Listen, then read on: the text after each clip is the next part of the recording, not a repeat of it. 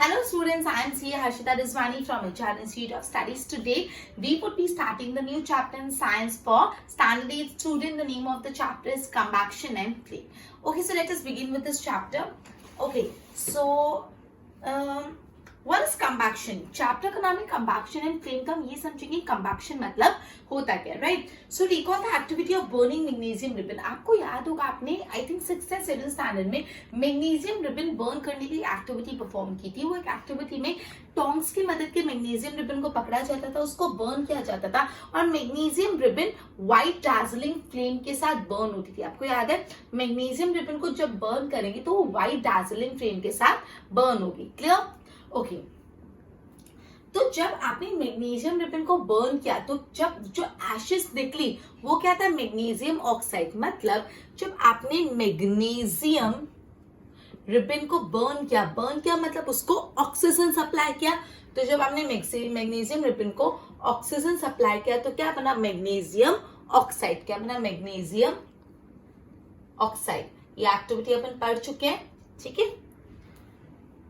और हीट और light release हुई. Okay so we can perform similar activity.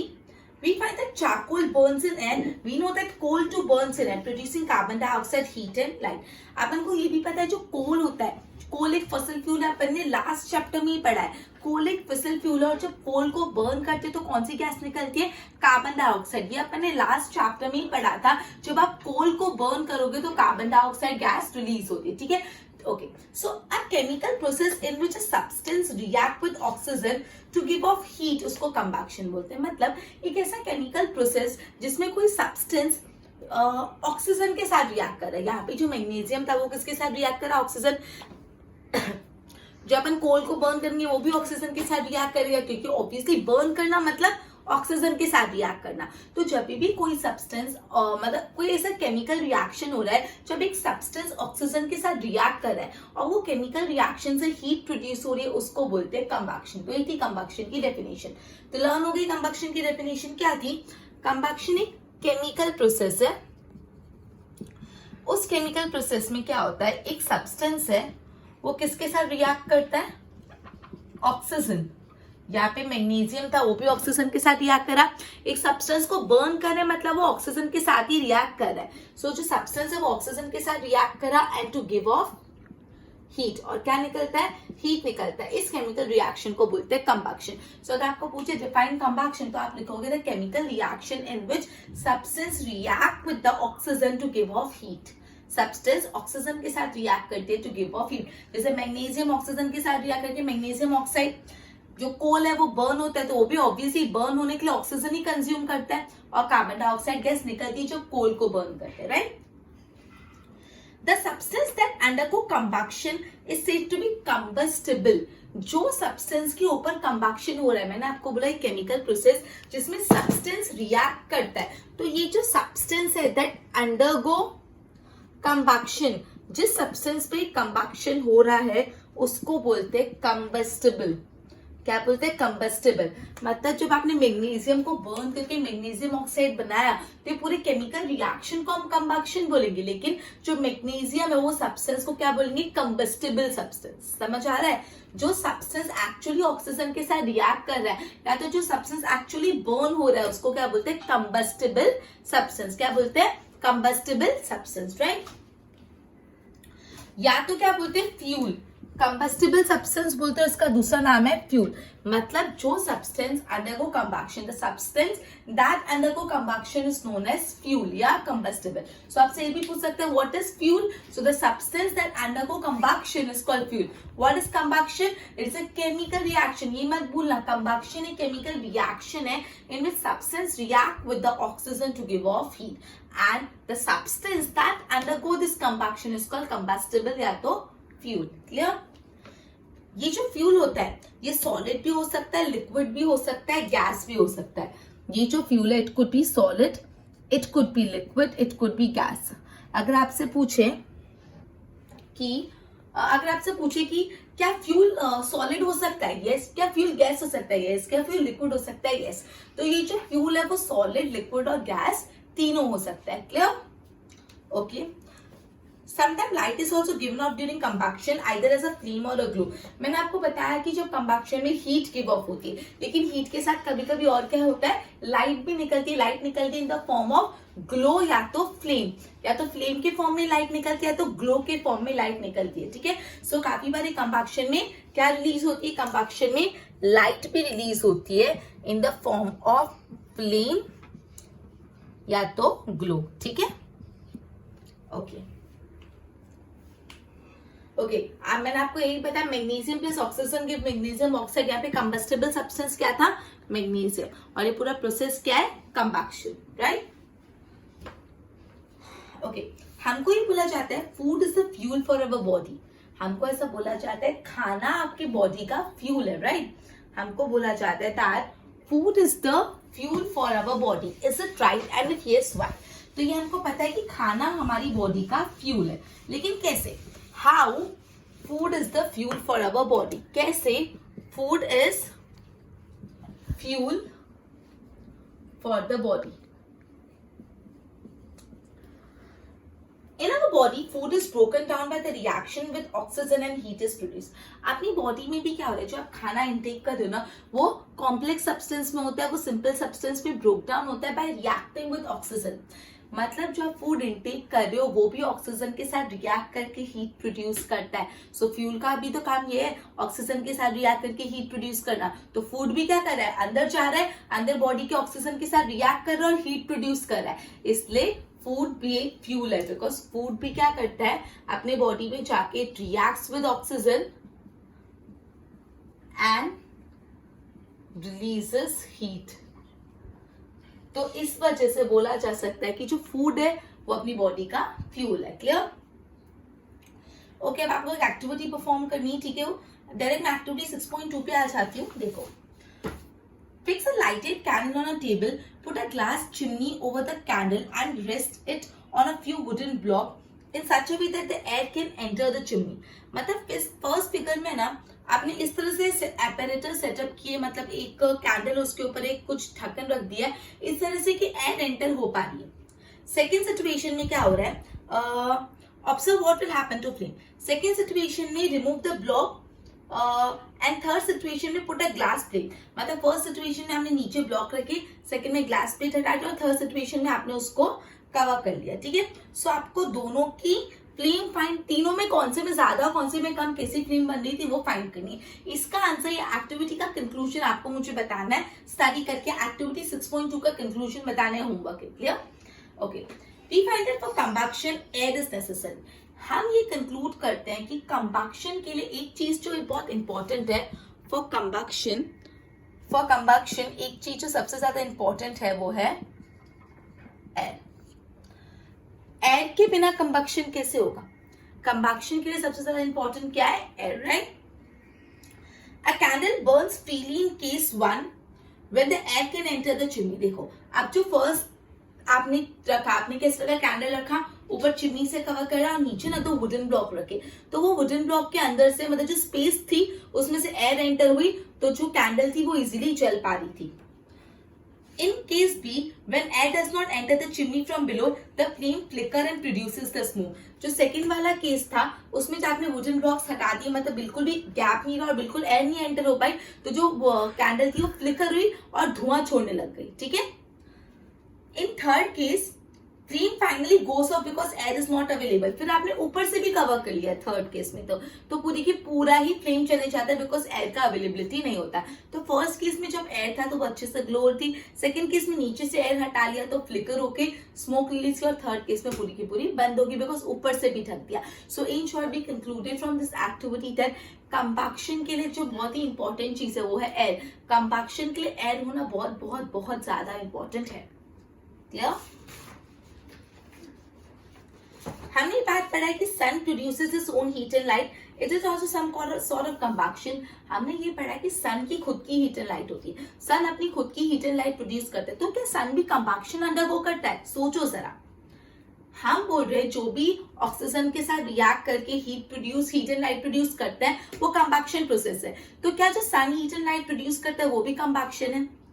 So actually क्या होता है, in the case heat and light are produced by nuclear reaction. Combustion नहीं है वो. जो sun heat and light produce कर रहा है वो क्यों है? Because of nuclear reaction. You will learn about this in the higher class. तो क्या सन जो हीट एंड लाइट रिलीज करता है वो बिकॉज ऑफ कंबक्शन प्रोसेस है? So answer is no. वो किस वजह से? Because of nuclear reaction. ठीक है. सो जो sun heat and light release करता है, sun heat and light release करता है, क्या वो ड्यू टू कंबक्शन है? No, it is due to nuclear reaction. Clear? Okay. Okay. You might have heard that when the clothes of a person catches fire, the person is covered with blanket to extinguish it. आपने ये देखा भी होगा movie serials में, जब किसी को body में आग लग जाती है तो उसको कंबल उड़ाते हैं और वो कंबल से आग बुझती है. राइट? ये आपने काफी मूवीज काफी सीरियल्स में देखा होगा. जब किसी को आग लग जाती है तो उसको क्या उड़ाते हैं? कंबल लगाते हैं आग बुझाने के लिए. Why it is so? और भी सवाल पूछे. Now recall some of your experience. Does a matchstick burn itself? How does it burn? You might have an experience of burning a paper. Does it burn when burning matchstick is brought near it?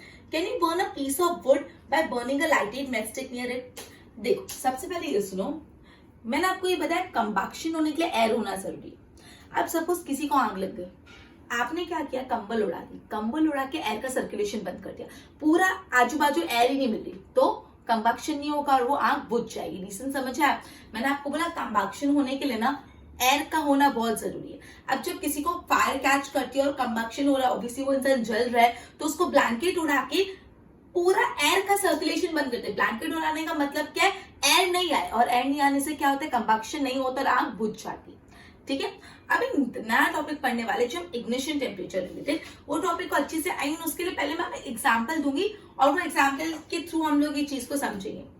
चलो, ये समझने से पहले ये forest fire का जो नीचे है वो देख लेते हैं. During extreme heat of summer, at some places dry grasses catches fire. अब क्या होता है? कभी कभी जो सूखे ग्रासेस होते हैं, ड्राई होते हैं, एकदम सूखे ड्राई ग्रासेस, कभी कभी क्या होता है? बहुत ज्यादा गर्मी के कारण उसमें आग लग जाती है. बहुत ज्यादा हीट के कारण वो ड्राई ग्रासेस में आग लग जाती है और ये ग्रास से ट्रीज में जाती है, पूरे की पूरे फॉरेस्ट में स्प्रेड हो जाती है और उससे हो जाता है फॉरेस्ट फायर.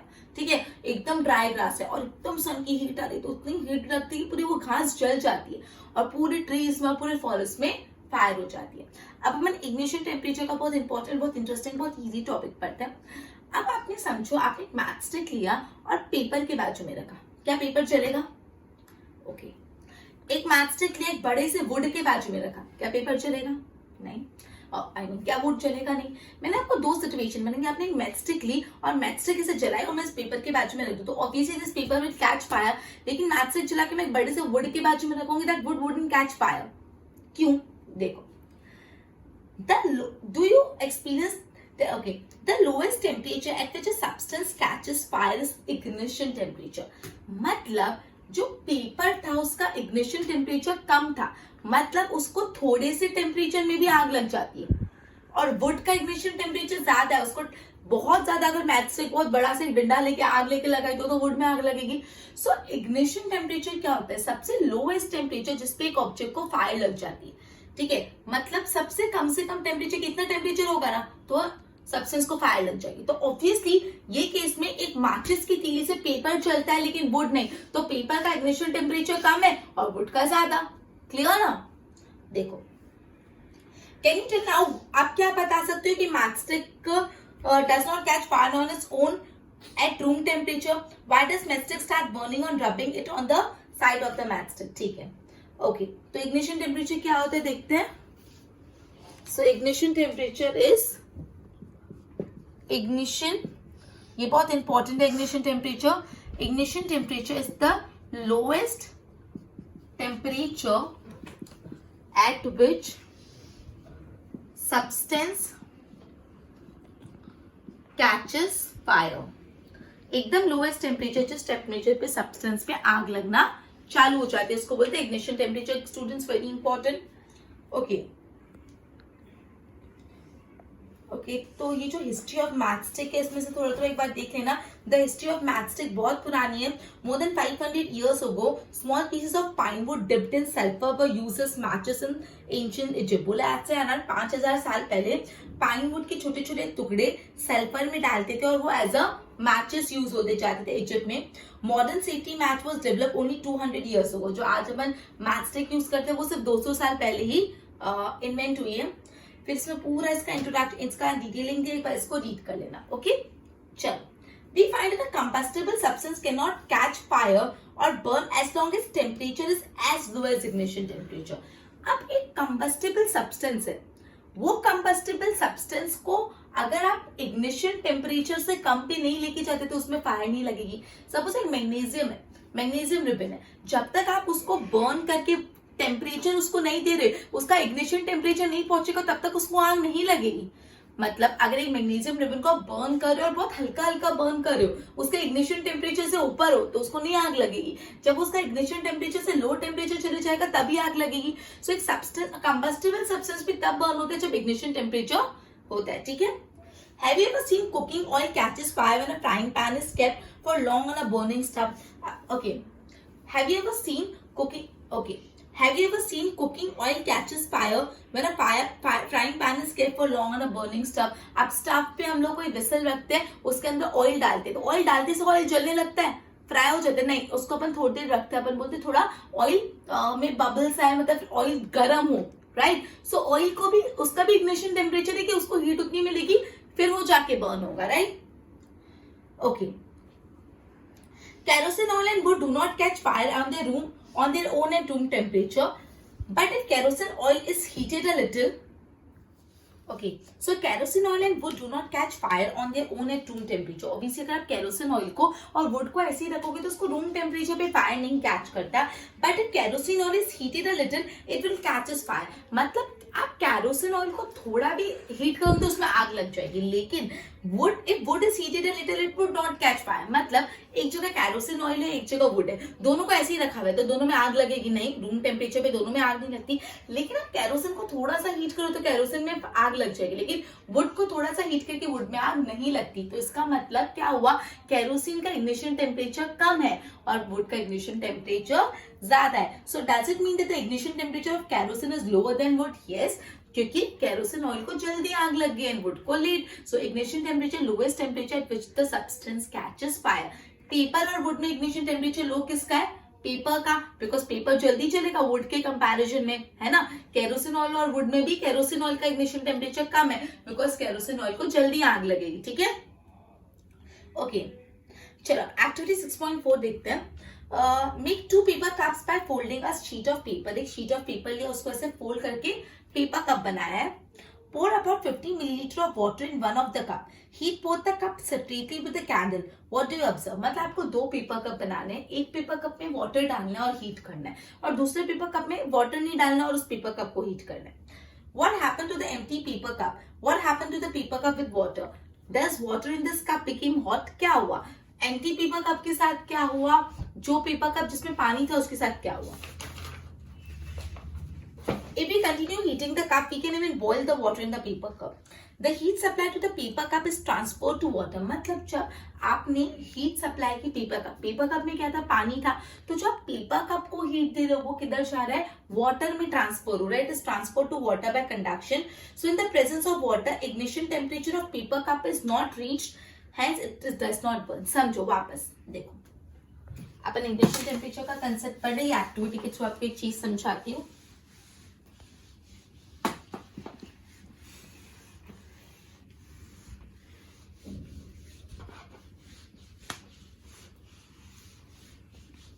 देखो, ये पेपर कप है, ठीक है, ये दूसरा पेपर कप है. इस पेपर कप को भी आप कैंडल से हीट कर रहे हो, इस पेपर कप को भी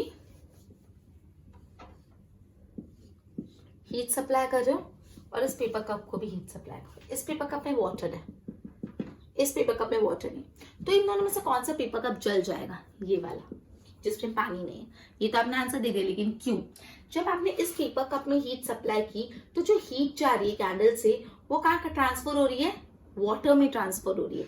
तो पेपर का इग्निशन टेम्परेचर नहीं आया जब तक उसके अंदर वाटर है, बिकॉज पहले तो हीट वाटर में सप्लाई हो रही है, जो वाटर हीट हो जाएगा उसके बाद पेपर में जाएगा, तब पेपर का इग्निशन टेम्परेचर आएगा। लेकिन यहाँ पे तो वाटर है नहीं, तो डायरेक्टली हीट कहाँ जा रही है, पेपर कप पे जा रही है, सो पेपर का तो इग्निशन टेम्परेचर हाई होता है। सो पहले केस में वाटर में हीट ट्रांसफर होने से पेपर का इग्निशन टेम्परेचर अभी तक आया ही नहीं, लेकिन इस केस में पेपर का इग्निशन टेम्परेचर आ गया क्योंकि अंदर वाटर नहीं था।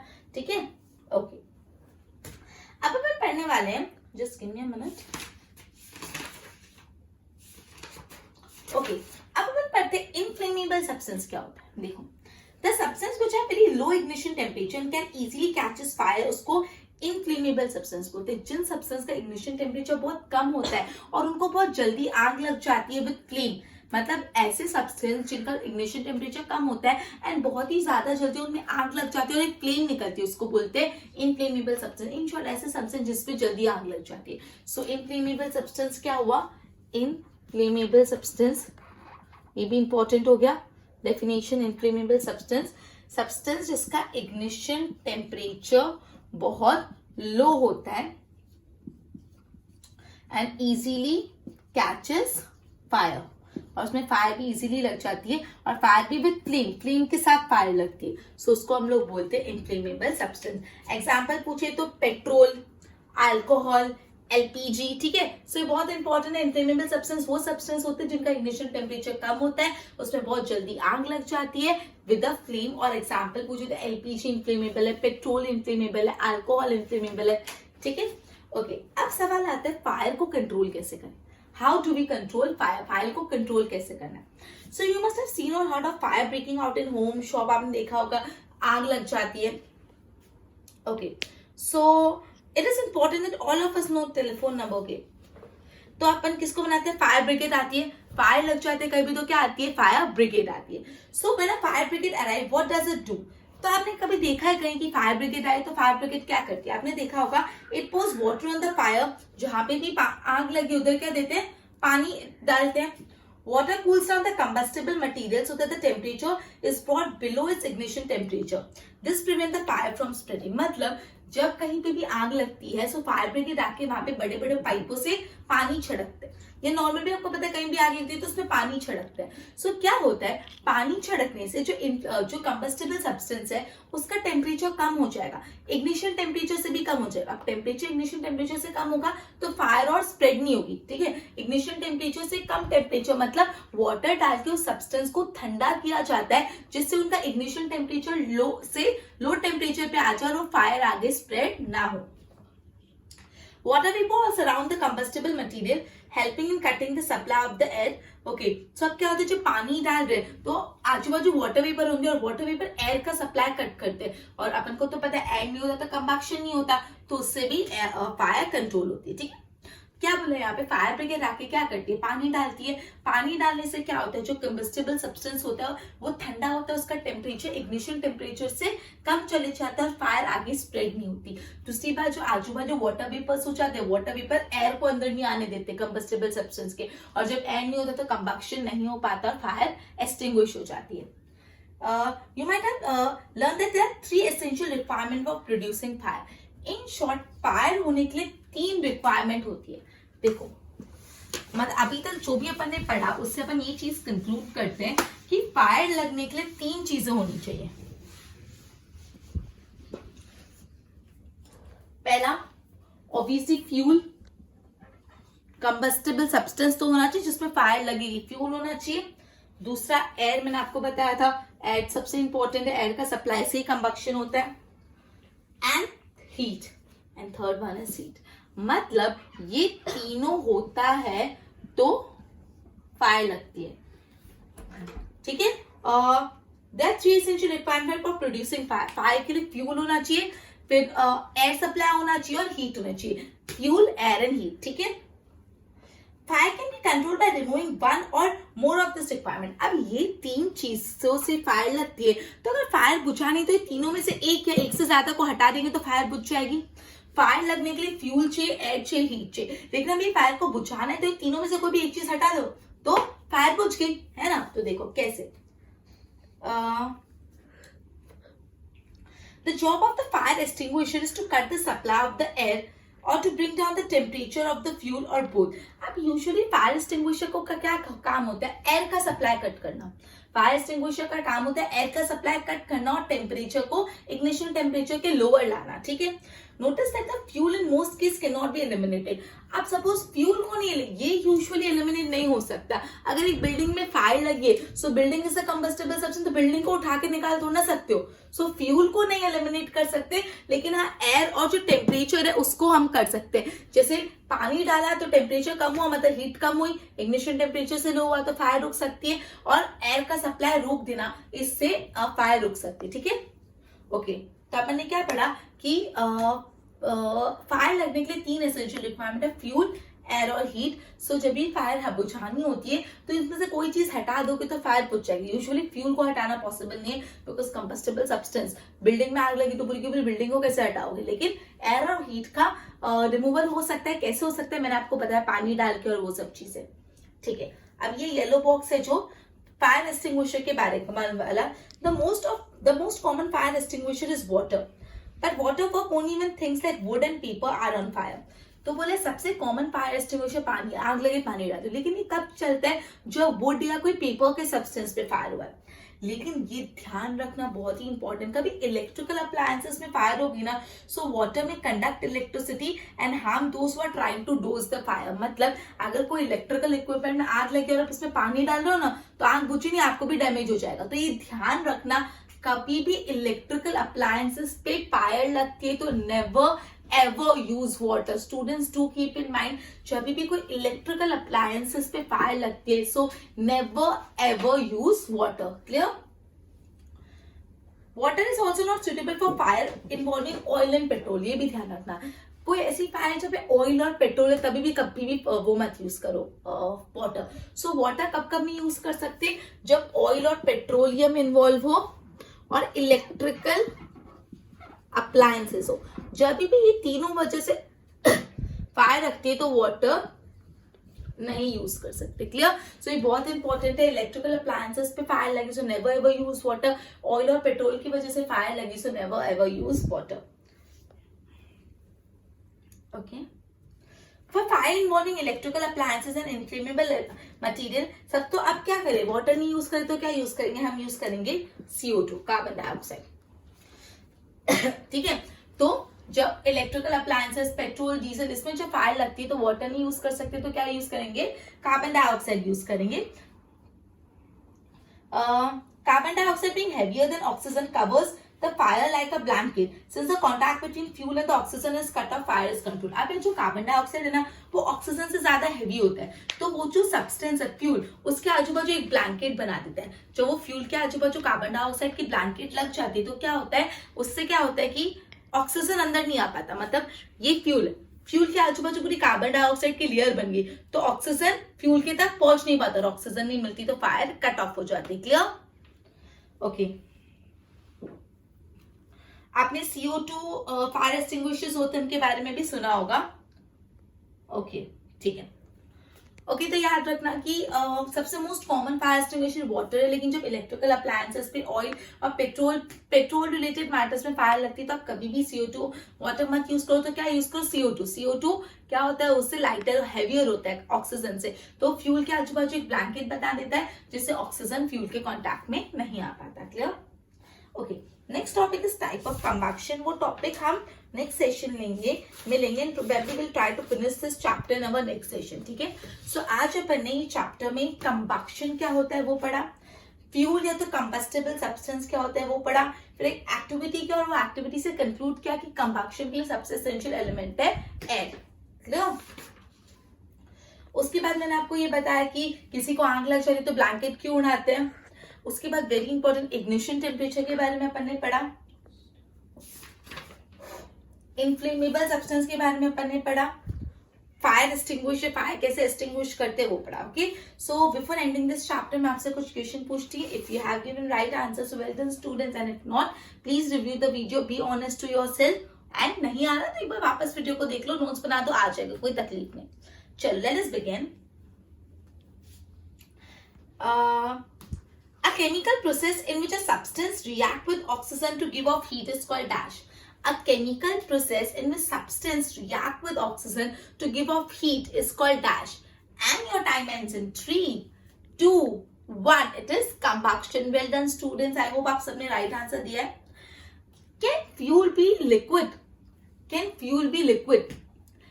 True or false? And your time ends in 3, 2, 1. It is yes. मैंने आपको बताया था fuel solid, liquid और gas तीनों form में हो सकता है. Which are the 3 requirements for fire? Which are the 3 requirements to catch the fire?